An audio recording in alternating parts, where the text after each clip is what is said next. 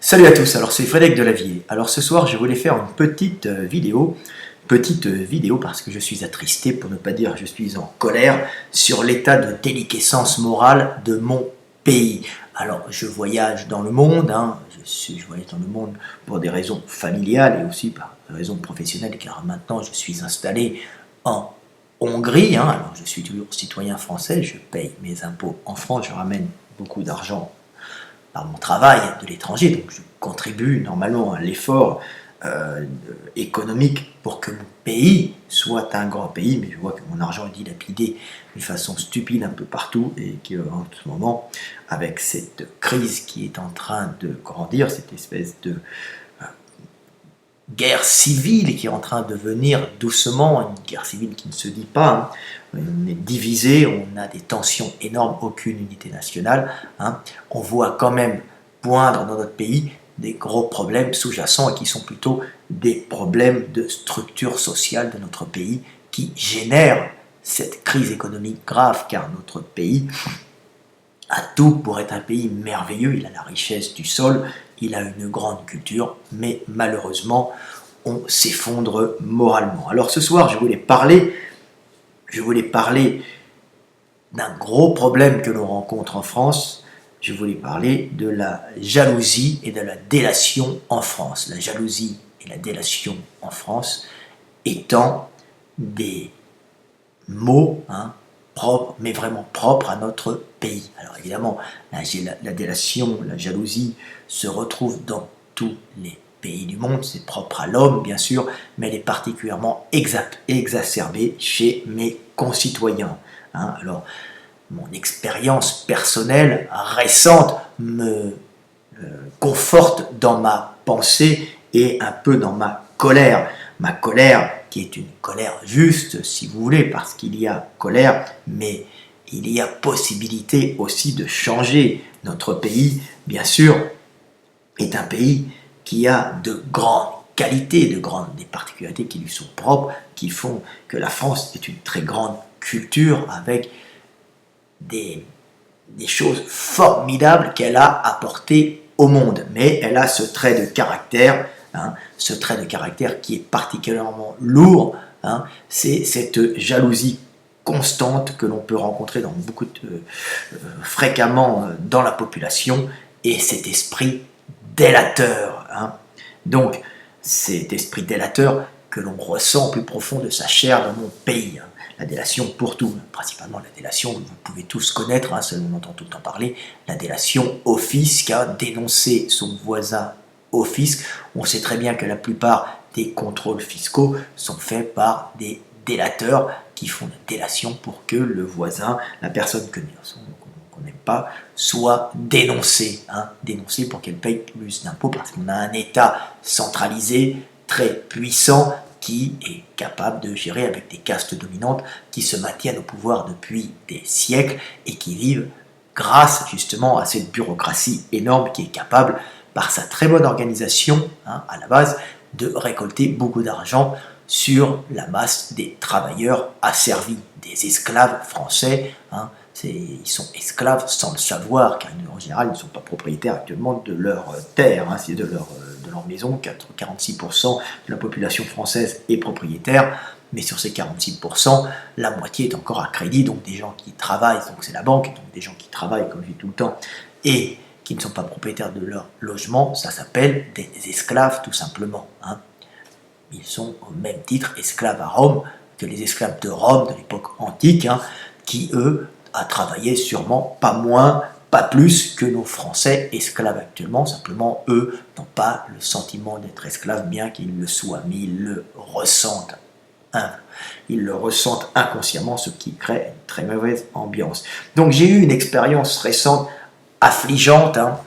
J'ai été, alors c'est pas grand-chose, mais j'ai été radié momentanément 3 jours de Facebook. Alors j'ai été radié 3 jours de Facebook pour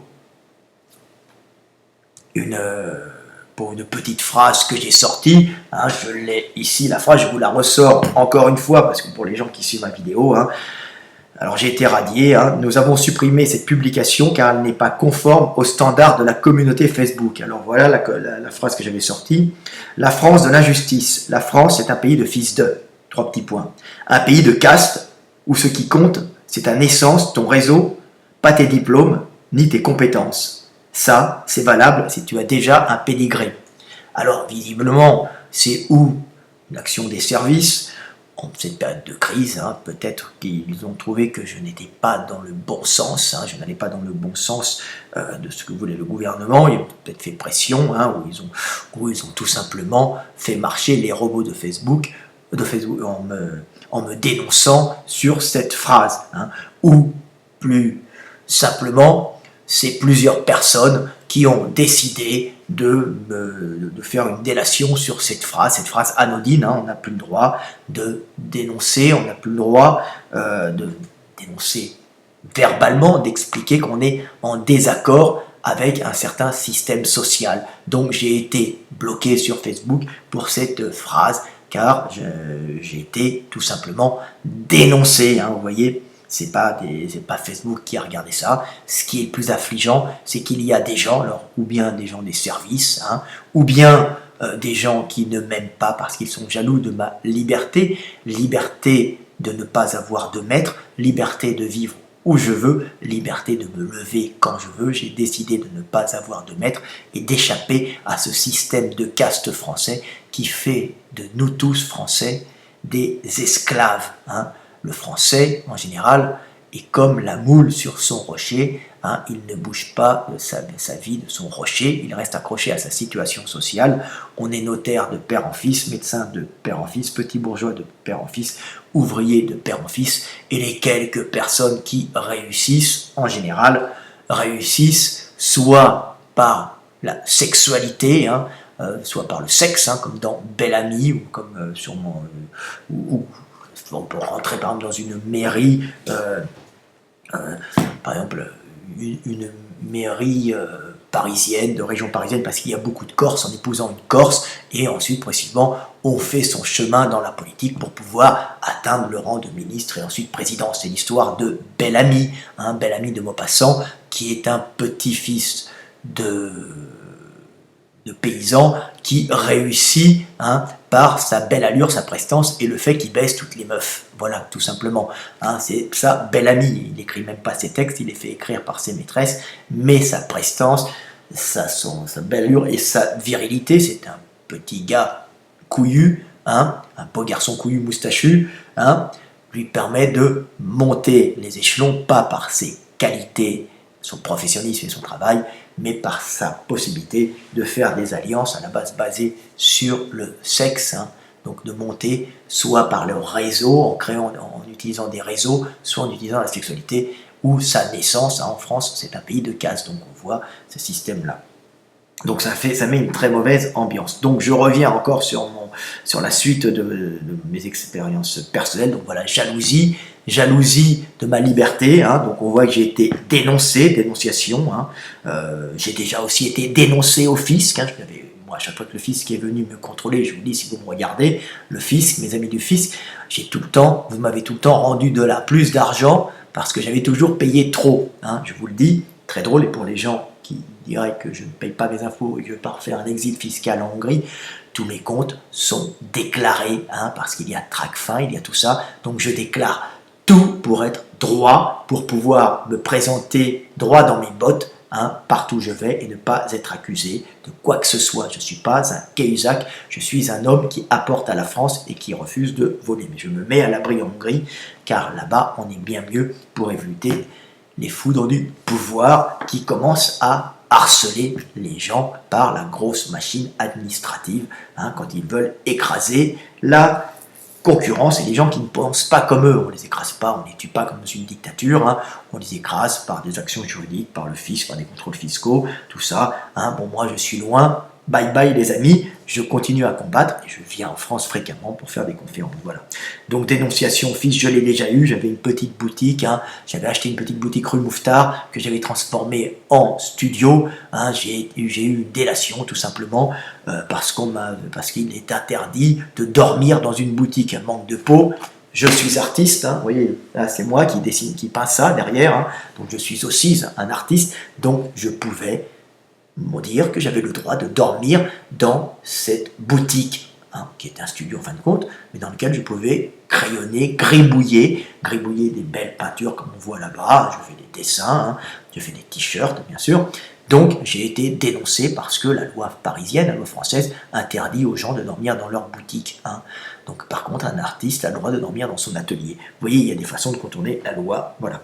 Donc j'ai été aussi menacé de dénonciation, hein, souvent par parce que plusieurs fois, parce que je traitais euh, dans mes livres qui sont des best-sellers mondiaux, je suis étudié dans toutes les salles, dans toutes les facs de physiologie, de kinésithérapie, hein, même dans les facs de médecine, mais nous pose surtout les profs de sport qui étudient mes bouquins. Hein. Je ne fais pas une publicité, j'explique ça. J'avais plusieurs fois, au moins 20 fois, été il y a quelques temps attaqué. On me disait, mais on va te dénoncer car tu n'as pas le droit, c'est exercice illégal de la médecine, tu n'as pas le droit de traiter des pathologies, d'expliquer comment les éviter et comment faire pour les soigner, qu'est-ce qu'il y a comme prévention et qu'est-ce qu'il faut faire après une blessure. Ce n'est pas de ton ressort, tu n'es pas médecin, tu n'es pas diplômé. Donc vous voyez, menace de dénonciation, on est en France, pays de la jalousie. Jalousie pourquoi? Parce que j'avais fait un livre intéressant de mon plein gré, d'ailleurs sans diplôme, effectivement, j'ai étudié énormément, j'ai passé ma vie à travailler, à dessiner l'anatomie, le corps humain, j'ai fait des études dans de nombreuses facs, hein, pendant 9 ans aux Beaux-Arts, pendant 4 ans en dissection à la fac de médecine avec mon ami Dominique Bastian, hein, pendant 9 ans j'ai étudié avec Jean-François Debord, hein, donc je suis quelqu'un qui est très doué là-dedans, car j'ai étudié énormément, et si j'ai vu très loin, comme on dit, c'est parce que je suis monté sur des épaules de géants, hein, donc j'ai vu encore plus loin qu'eux, mais j'avais des géants qui étaient déjà des grands hommes, et c'est pour ça que je vais encore plus loin, car j'utilise le savoir des anciens, hein, de mes pères, voilà. Donc voilà, une espèce de jalousie permanente en France, hein. Je m'installe à la campagne où j'avais acheté une grande villa à l'époque avec ce que j'ai gagné avec mes livres qui ont fait des best-sellers aux États-Unis. J'avais besoin d'avoir l'impression d'avoir une grande maison pour me prouver à moi-même que j'étais un homme, hein, cette espèce de stupidité que l'on peut rencontrer, hein, dans les romans de Proust, hein, où on est absolument, il faut montrer, on étale sa culture comme de la confiture, on étale ses biens, hein, pour montrer qu'on a réussi. J'avais un peu ce complexe français que j'ai abandonné depuis, car j'ai compris les causes de ce complexe. Hein. J'avais acheté une très belle maison dans les bois, et les premières choses que les habitants du coin ont fait, hein, c'est de venir détruire plusieurs fois la porte et détruire plusieurs fois la caméra de la sonnette. Hein, et alors malheureusement ça enregistrait en même temps, hein, donc j'ai vu la tête des gens qui du coin qui venaient casser ma porte, casser la maison par jalousie, tout simplement parce que je venais d'acheter une belle maison, hein, en forêt juste à côté du village. Donc on voit la mentalité que je peux comparer avec la mentalité hongroise, hein, car je vis depuis 22 ans maintenant à peu près en Hongrie. On m'a dit oui, 21 ans, je ne sais pas. D'ailleurs, je vais peut-être demander la nationalité, car maintenant je vais la voir. Je vais devenir Alan Polgar. Hein. Donc, depuis ce temps-là, je n'ai jamais, de 22 ans, je n'ai jamais eu aucun problème de voisinage. Tout le monde me connaît dans le village où j'habite, hein, et j'ai aucun problème. Il y a plutôt une très très bonne ambiance. Les voisins me rendent service, je rends service aux voisins. Il y a une fraternité, une véritable camaraderie de village. Alors qu'en France, le premier truc qu'on m'a fait en région parisienne, c'est me détruire mon portail plusieurs fois. Donc on peut voir, hein, cette mentalité de jalousie qu'il y a en France, cette déliquescence morale, jalouser son voisin. Alors c'est vrai qu'on jalouse toujours, l'homme est programmé pour ça, mais en France, la jalousie est exacerbée et bien différente de la jalousie est bien différente de la délation. Il y a de la jalousie partout, mais en France elle est exacerbée. Et la délation française, comme on peut voir, la délation au fisc, hein, la délation des gens est bien différente que la délation qu'on peut rencontrer en Allemagne ou en Suisse, hein, qui est, même aux États-Unis, qui est une délation différentes.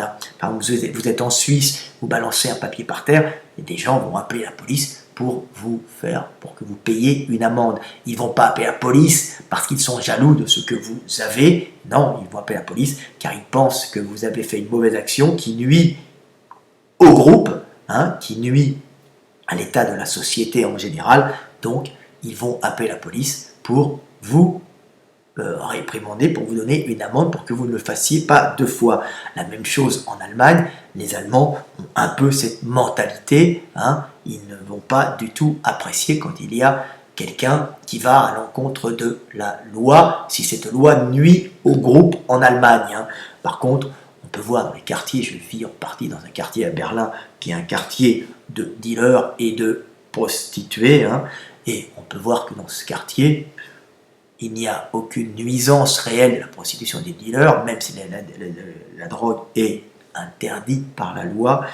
Comme elle ne pose pas de problème d'ordre, de troubles publics, il n'y a pas d'intervention de la police et il y a une parfaite entente.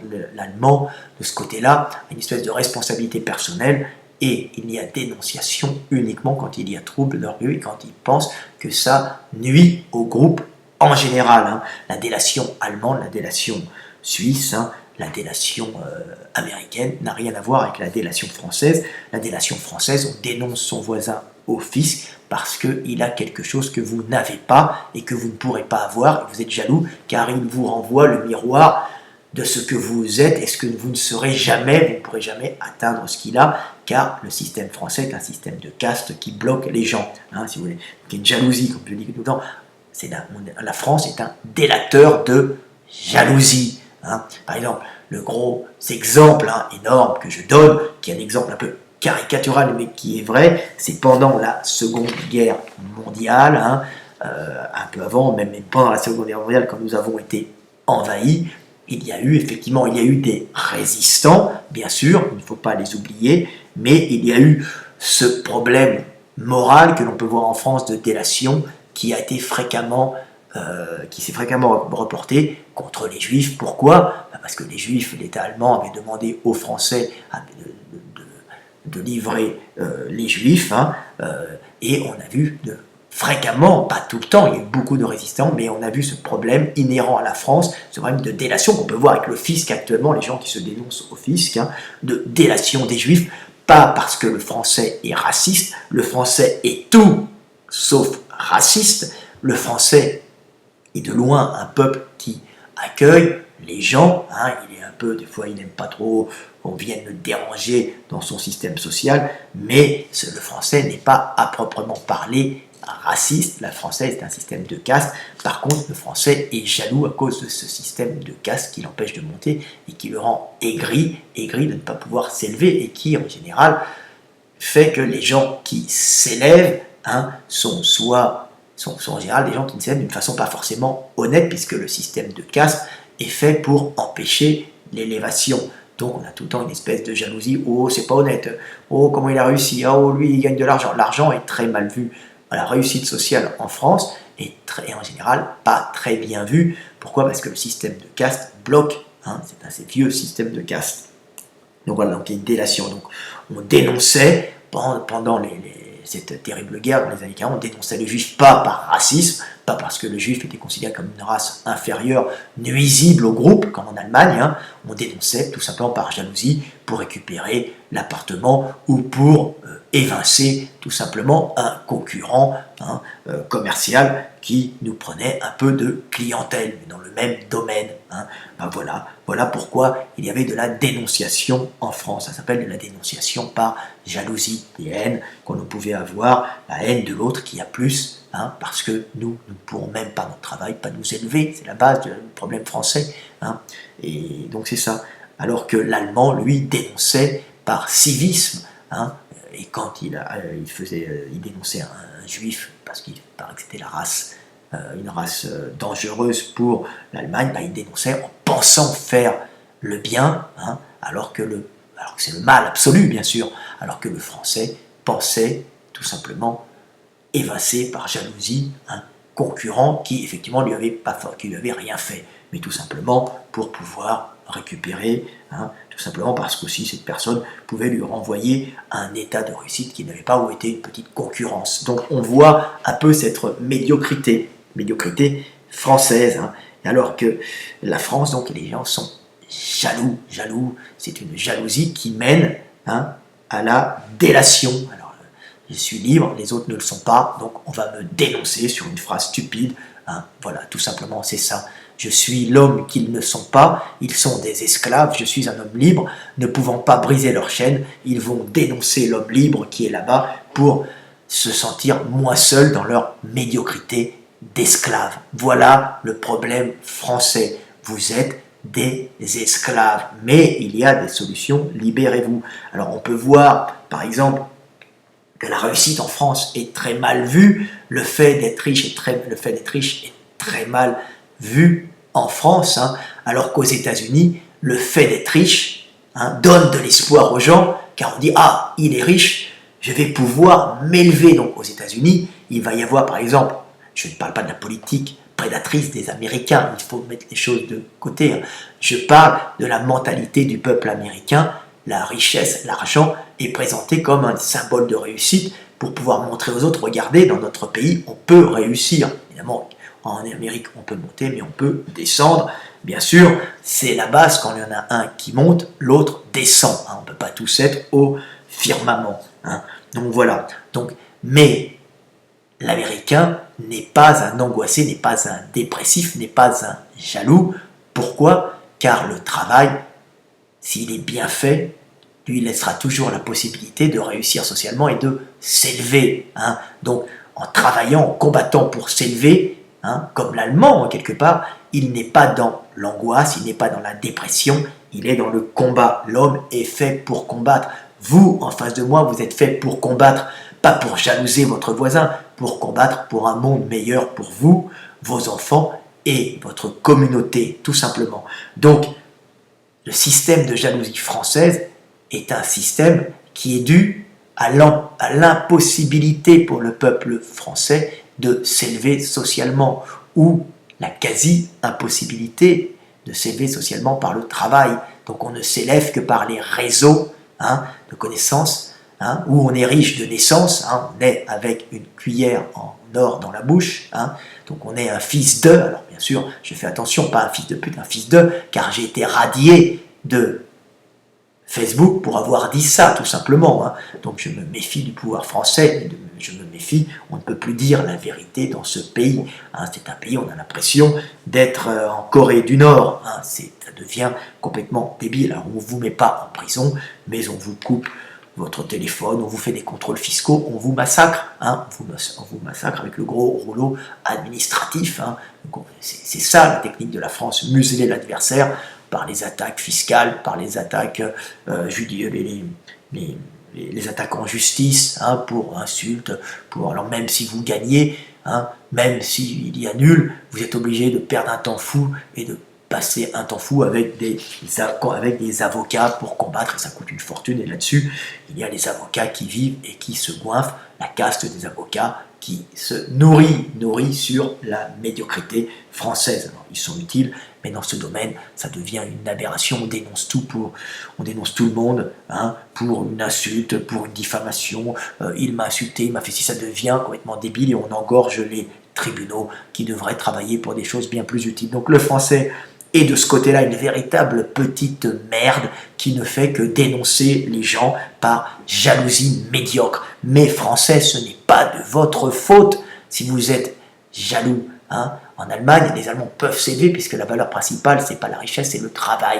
Donc évidemment, quand vous travaillez, quand vous réussissez quelque chose, on est fier de la personne qui a réussi, puisque le travail, pour l'Allemand, c'est la valeur principale. Ils le mettaient à la porte de leur camp de concentration, c'est caricatural. Le travail rend libre, Arbeit macht frei, un truc comme ça. Je me souviens, bon, j'ai un allemand très rudimentaire, je veux dire Kartoffeln, Toilette, Müden, et Ich bin Frédéric, mais c'est très très limité. Mais les Allemands ont cette valeur du travail qui leur permet de s'élever socialement et de leur enlever cette angoisse, hein. Dans le travail, ils enlèvent l'angoisse, ils sont dans le combat. Dans le travail, ils combattent. Le Français, dans son travail, ne fait que rester à sa place. Il n'a aucun espoir de montée sociale. car c'est un système de caste sclérosé. C'est un système de caste qui marchait bien quand il y avait la religion catholique, et donc quand on espérait une vie meilleure, une espèce de résignation dans la vie actuelle, on restait à sa place, il y avait les curés, il y avait le catholicisme qui était là, il y avait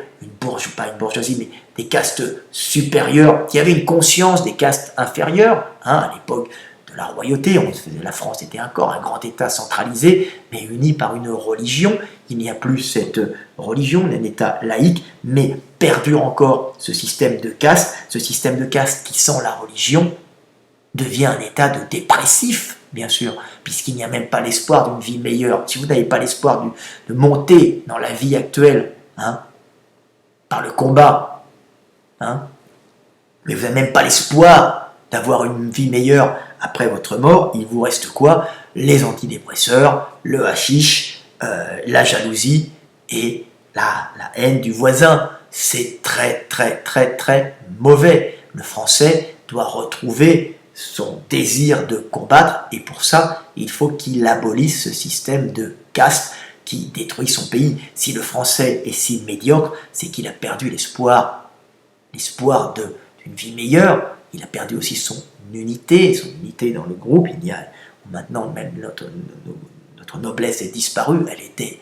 obsolète, elle a été remplacée parce qu'elle ne fonctionnait plus, mais remplacée par une bourgeoisie qui tout simplement jalousait la noblesse et voulait ses titres, et elle voulait prendre la place de la noblesse pour dominer la piétaille, pour dominer le peuple des producteurs minables, minables pour eux, qui ne pouvaient pas monter, tout simplement. On voit, ce sont des luttes de classe, et ce n'est pas une méritocratie, c'est tout simplement des convulsions d'un État où on remplace une noblesse dégénérée, à force de ne pas se reproduire avec les castes inférieures, par une bourgeoisie un peu plus puissante, et qui se met à dégénérer maintenant, parce qu'elle n'a plus d'énergie, car elle n'a plus d'éléments dynamiques qui montent pour remplacer les éléments peu dynamiques et tirer le pays vers le haut. Donc on voit que tout ça crée une sale mentalité en France, un pays de jaloux, un pays où il y a une déliquescence morale, parce que l'homme n'est plus dans le combat, il n'est plus dans l'espoir, l'espoir d'une vie meilleure. En France, c'est le pays où on meurt, où l'on naît, où il n'y a pas d'évolution sociale. Alors on va tout le temps me sortir un mec qui a réussi, mais en général, le mec qui a réussi, c'est où il a pris une niche qui n'était pas ouverte, style les kebabs. Alors oui, les kebabs, les chichas, la chicha, on peut rentrer dans la chicha, mais évidemment, après, si on veut faire par exemple des études de droit, on fait croire à toute une jeunesse qui vient, par exemple, des quartiers, comme ils disent, parce qu'on dit qu'on est le pays de l'égalité, fraternité, liberté, égalité, fraternité. On leur fait croire qu'ils peuvent devenir juristes, rentrer dans de grands cabinets, ou devenir des énarques et rentrer en politique. Bien sûr, c'est faux, puisqu'on a un système de caste, et on ne monte en général que quand on est un fils de papa, je veux dire, ou à ce moment-là, quand on fait partie d'un réseau. C'est pour ça qu'on voit des gens qui rentrent en franc-maçonnerie, ou c'est pour ça qu'on voit des groupes communautaires qui s'unissent entre eux pour pouvoir monter, mais pas par le travail, pas par le combat, donc pas par le véritable travail. C'est où la sexualité, ou le réseau, ou la naissance, où on se maintient en haut, mais en aucune façon on va monter par la qualité du travail, et par ses diplômes. Les diplômes n'ayant de valeur que si l'on fait déjà partie d'un réseau, ou que l'on fait déjà partie des castes dominantes. La France est un peu comme l'Inde, et ce que j'explique, on m'a interdit le Facebook pour ça, mais on peut me critiquer là-dessus, mais dans ce cas-là, critiquer Proust, qui raconte la même chose du côté de chez Swann. Qu'est-ce que c'est que Proust, si ce n'est la description hyper réaliste de ce système de caste qui dénonce avec les mêmes termes que moi, en disant que la France ressemble à l'Inde dans son système de caste, et la culture n'est pas utilisée pour faire progresser les choses. La culture n'est pas utilisé pour unir les hommes, mais surtout pour marquer son rang et son appartenance à un rang. On étale sa culture pour montrer, regarde, moi j'ai la possibilité financière d'aller au théâtre, j'ai la possibilité financière d'aller à cette exposition, donc je fais partie de cette caste dominante, et si je parle de ça, c'est que je suis au-dessus de toi, ou je fais partie de ton monde. C'est tout simplement un marqueur social, hein. Alors que dans un pays normal, hein, l'art, la culture est faite pour être transmise et pour pouvoir faire progresser les choses. Alors, le système de caste, qui a perduré, était un système extrêmement efficace qui stabilisait les pays, hein, puisque ça empêchait les guerres civiles, ça empêchait trop de montée sociale et trop de descente, ça empêchait une certaine instabilité du pays, mais ça enlevait quand même de la vigueur. Mais comme il y avait une bonne gestion, et il y avait surtout cette unité qui était donnée par la religion, hein, qui faisait qu'on oubliait, hein, cet avenir sans avenir, puisque l'on vit ou on meurt ou on vit sans combat, hein, dans le fait qu'on aura peut-être une vie meilleure, un peu comme en Inde, où on espère, hein, dans le système de caste, si on se comporte bien, une réincarnation dans une situation plus agréable si nous avons eu une vie correcte, hein. Donc voilà, donc en France on est un peu c'était un peu le système de l'Inde, mais maintenant on n'a plus cette religion calmante, hein, et on a, bien sûr, il nous reste que la jalousie et la haine. Donc comment faire pour changer tout ça? Ben, c'est tout simple, c'est extrêmement simple. Il faut tout simplement abolir ce système de caste. Et comment on le fait? Ben, ça passe tout le temps de la même façon. Ben, il faut que les Français redeviennent libres de choisir leur avenir. Et comment un homme choisit son avenir? Ben, il choisit son avenir en choisissant les règles avec lesquelles il va vivre dans son pays, hein, les règles et les lois qui font son pays. Donc il faut que ce soit le peuple qui vote ces lois. Alors, on en revient toujours à la même chose, hein.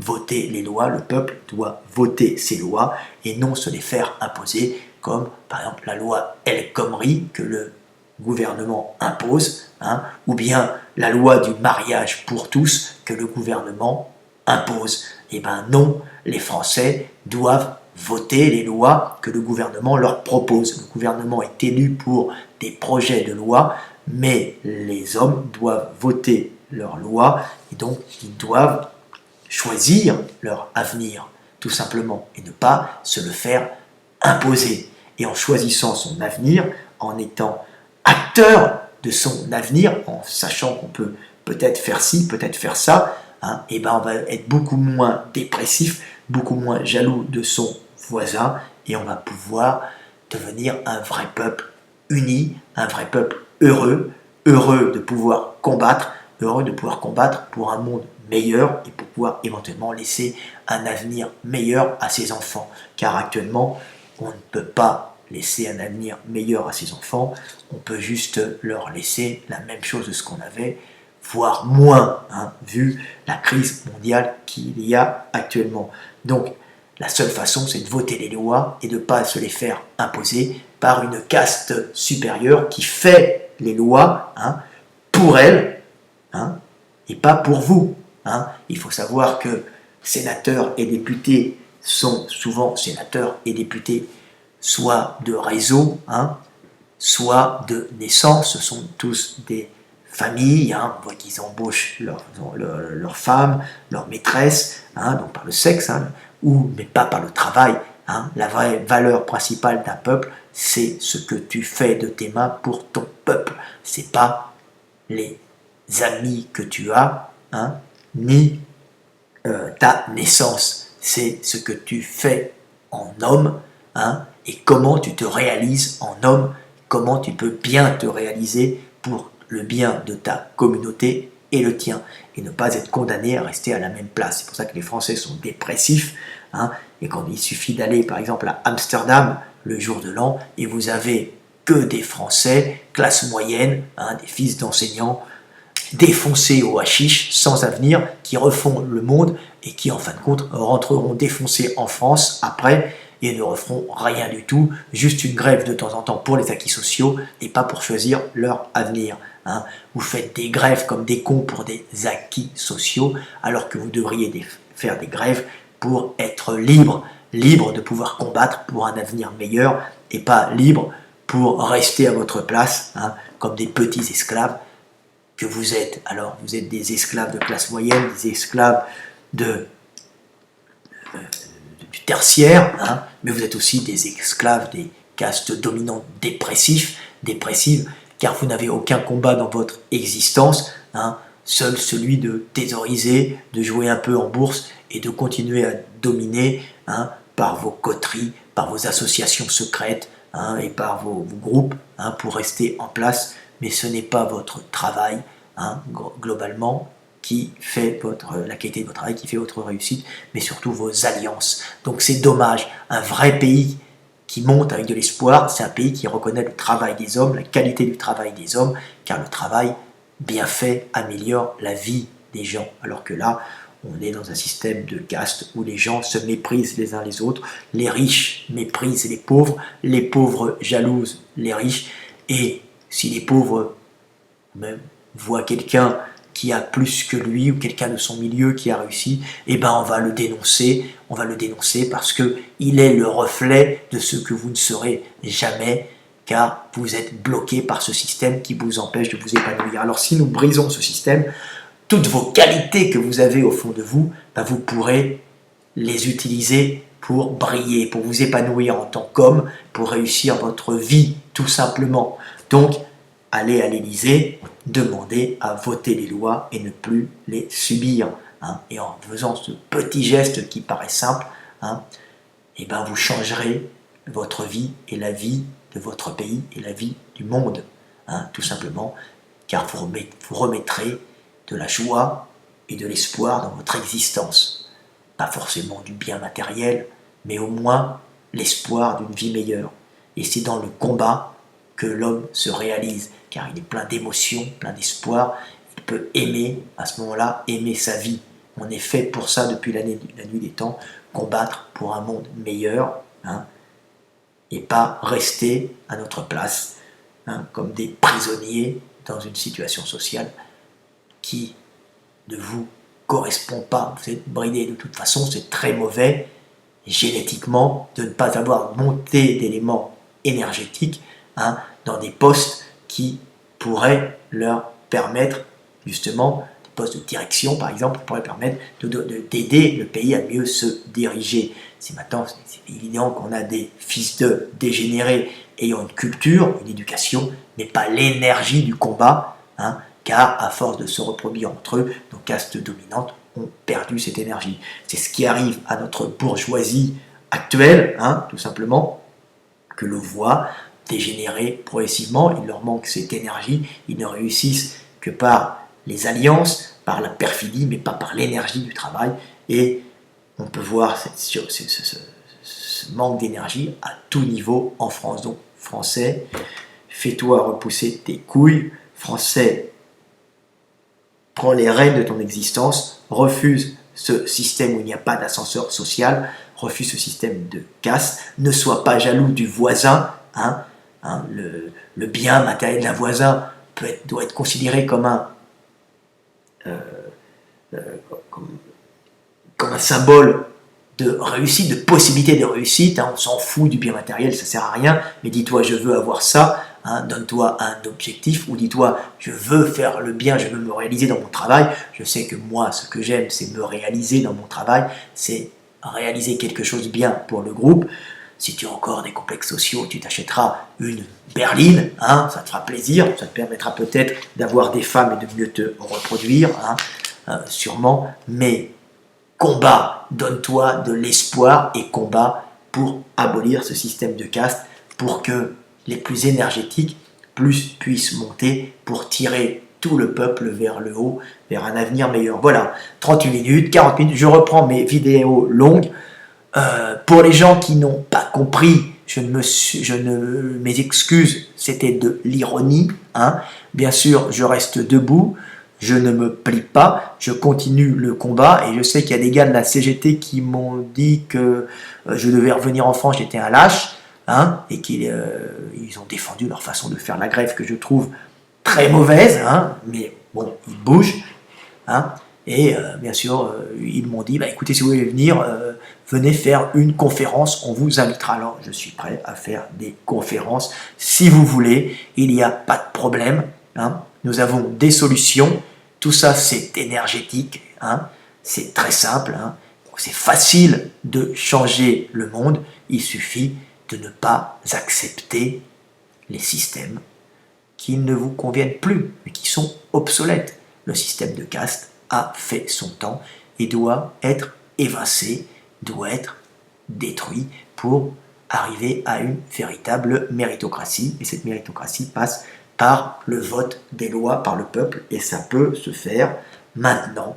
Pourquoi ? Parce qu'il y a les moyens électroniques de le faire. Il y a le traitement des données qui permet en grande vitesse de traiter l'information, hein, mais en même temps de vous permettre d'avoir l'information, et l'information monte et descend, et vous êtes aussi informé qu'un dirigeant maintenant de ce qui se passe dans votre pays, car vous avez tous les réseaux sociaux qui vous transmettent des bonnes et des mauvaises informations, mais qui vous transmettent les informations. Ces informations, avant, il n'y avait que les dirigeants qui pouvaient les avoir par leur réseau d'informateurs, le peuple étant séparé de l'information par son isolement de l'individu. Il n'y avait que les dirigeants qui avaient accès par les services de renseignement à tout ce qui se passait en France. Maintenant, nous avons les réseaux sociaux, hein, nous avons les sites d'information d'État qui sont souvent biaisés dans un sens, les sites de réinformation, hein, les sites de dissidence, qui sont aussi biaisés dans l'autre sens, mais ces deux visions, quand on les fait se croiser, vous donnent souvent un aperçu juste et de la réalité. Hein. Il faut toujours tamiser, hein, et écouter sa petite voix dans sa tête et choisir en homme libre. Évidemment, le choix des lois, hein. Bien sûr, quand vous voterez les lois, des fois ça pourrait être mauvais, vous pourrez les dévoter, mais évidemment, le peuple doit devenir un peuple adulte et pas un peuple de connards, un peuple d'esclaves qui subit le choix de sénateurs ou de députés, qui sont en vérité des choix que ces gens-là font pour eux et leurs groupes sociaux, hein, et leur caste. Bien sûr, ils sont très bons pour choisir l'avenir, mais pas l'avenir de leur pays, leur avenir. Alors que le peuple en général pourra voter pour son avenir à lui, hein, tout simplement. Donc voilà, c'est comme ça que nous allons devenir libres, en votant nos lois. Nous allons le faire progressivement, hein, ça va venir, hein, nous allons évincer cette caste dominante pour que le peuple français soit un peuple où tout le monde puisse diriger, hein, à son niveau. On élira évidemment un groupe qui proposera des lois, mais c'est le peuple qui dira oui ou non. Comprenez ? Il sera à ce moment-là majeur. Ça sera comme un enfant qui va affronter l'existence tout seul quand son papa et sa maman lui disent maintenant tu es un homme, va à la conquête du monde. Il peut tomber, il peut échouer, il peut mourir, mais il a le libre arbitre et il est libre. Garder un enfant comme le peuple français est un peuple d'enfants actuellement puisqu'il ne vote pas, il subit les lois, hein. Garder un peuple d'enfants comme ça, ou garder un enfant à la maison, ça le rend débile, hein. Vous allez en faire un assisté esclave pour le peuple français, et un neuneu si c'est un enfant qui reste chez ses parents. Donc le peuple français doit prendre la décision d'agir et d'oser voter ces lois et ne pas déléguer à une bande de parasites corrompus, souvent parasites corrompus, il y a des gens bien, hein, mais très faciles à corrompre car peu nombreux, hein, et très angoissés aussi car ils ont peur de perdre leur place, hein. Donc prenez les rênes de votre existence, ne déléguez pas aux sénateurs et députés le choix de choisir votre avenir, hein. C'est vous, le peuple de France, qui devez le faire. Alors c'est pour ça que je dis, ne faites pas de grève qui détruisent le pays comme avec la loi El Khomri, ne faites pas une révolution pour une loi, faites une révolution pour voter les lois, tout simplement. Et après, il n'y aura même plus besoin de descendre dans la rue. Hein, comme je dis tout le temps, le gars qui descendra dans la rue pour manifester, ça sera un fauteur de troubles qu'il faudra éliminer, parce que vous pourrez vous-même choisir votre avenir en toute sérénité. Voilà, c'était Frédéric Delavier. À bientôt. Je rigole quand on dit il faut l'éliminer. C'était une blague. Voilà. J'espère que vous avez compris mon message et j'espère que vous allez arrêter d'être jaloux et d'être jaloux tout simplement. Hein, jaloux et délateur. Voilà, c'était ça. Vous voyez, je suis passé de la jalousie et la délation au fait de devenir un peuple d'hommes libres. Nous allons devenir libres. La France a de grandes qualités, c'est une grande culture. Hein. Il y a de grands penseurs, comme j'explique encore, on va terminer là-dessus, la France est un pays de grands penseurs, car la seule chose qu'on laissait au peuple, hein, puisqu'il y avait ce système de caste qui bridait tout, c'est pour la soupape de sécurité, c'était le seul moyen de calmer le peuple de France, c'était de le laisser parler, de le laisser blablabla dans les cafés. Hein. On refaisait le monde dans les cafés, on évacuait notre frustration par le langage et par la pensée, en s'évadant, par la possibilité de s'évader, on dit on peut refaire le monde, on peut faire ci, on peut faire ça, mais en fin de compte les castes dominaient toujours. Hein. Mais maintenant on peut changer notre avenir. Voilà. Donc c'est pour ça que la France est un grand pays d'idées, mais on n'avait pas les moyens de les mettre en place. Elles étaient souvent exportées, hein, les idées sociales à l'étranger. Pourquoi? Parce que la France ne laissait pas aux hommes, par son système de caste, la possibilité de réaliser ces idées, juste la possibilité de les penser, et après le système de caste les bloquait. Donc c'est pour ça que nos pensées, hein, la pensée de l'esprit française par l'étranger, à cause de son système de blocage qui génère la frustration générant la naissance d'idées, hein, l'envie de changer, mais le système de caste étant tellement fort que ces idées ne peuvent s'exprimer, hein, elles ont été compressées, elles ont été pensées par le manque, hein, mais elles ne peuvent s'exprimer pleinement que dans d'autres pays, hein, tout simplement. Voilà, c'est pour ça que les grands penseurs français sont souvent partis à l'étranger. À bientôt, c'était Frédéric Delavier, où on fait plutôt leurs effets à l'étranger. Le français découvre, l'américain prend les idées et les met en place. Hein. Voilà, tout simplement. L'allemand, c'est chez lui, ça se passe chez lui. Hein. Il découvre et il pratique chez lui, car il a une véritable méritocratie au sein de la germanitude, donc une méritocratie au sein d'un groupe fermé, entre guillemets, racialement. Hein. La langue représentant, en fin de compte, il n'y a pas de race, mais représentant une unité génétique. Hein. On abrite une unité génétique derrière la langue. Voilà, c'était un peu de philosophie maintenant. Vive la Révolution, vive la France, vive la liberté. À bas le système de caste, votons les lois.